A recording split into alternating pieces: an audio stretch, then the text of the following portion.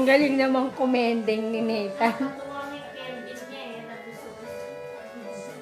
Parang babae. Natuwa si Sheena dyan. Pag nakikita yun.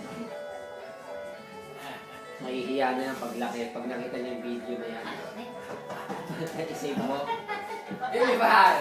May papalo-palo pa.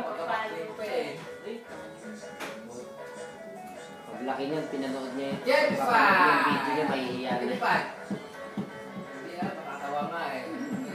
Ba may pag ginagaya niya si mama, may pag ganun pa na kamay sa lamesa.